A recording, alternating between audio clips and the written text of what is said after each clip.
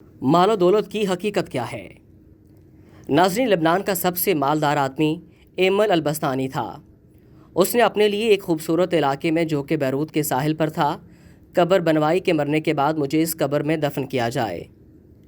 اس کے پاس اپنا ذاتی جہاز تھا اور جب دھماکہ ہوا تو وہ جہاز سمیت سمندر میں ڈوب گیا۔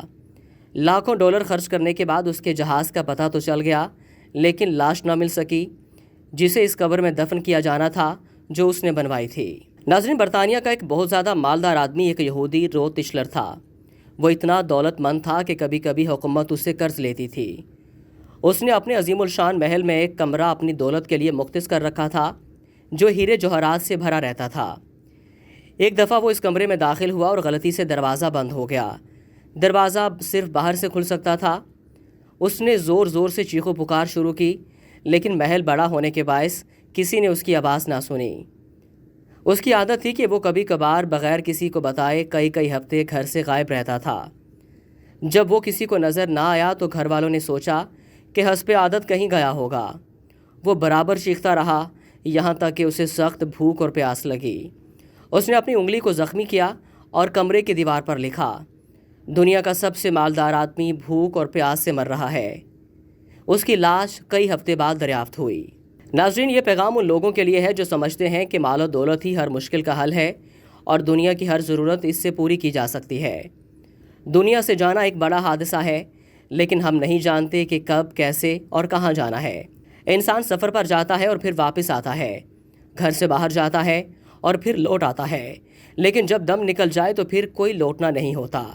مبارکباد کے قابل ہیں وہ لوگ جو کسی پر ظلم نہیں کرتے، نہ کسی سے نفرت کرتے ہیں، نہ کسی کا دل زخمی کرتے ہیں اور نہ اپنے آپ کو کسی سے برتر سمجھتے ہیں اس لیے کہ سب کو جانا ہے۔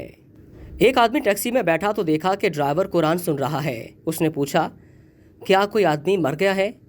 اس نے کہا، ہاں، ہمارے دل مر چکے ہیں۔ ناظرین، قیدی اس لیے قرآن مانگتا ہے کہ قید تنہائی میں اس کا ساتھی بنے۔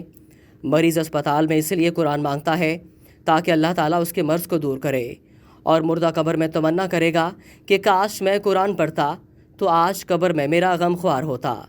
آج نہ ہم قید ہیں، نہ مریض اور نہ مرے ہوئے ہیں کہ قبر میں قرآن کی تمنا کریں۔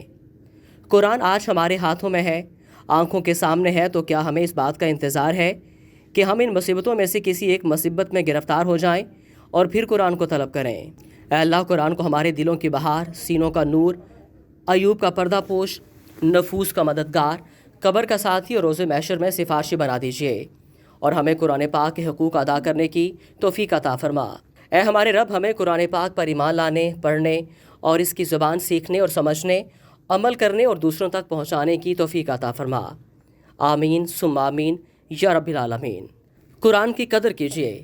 جزاک اللہ۔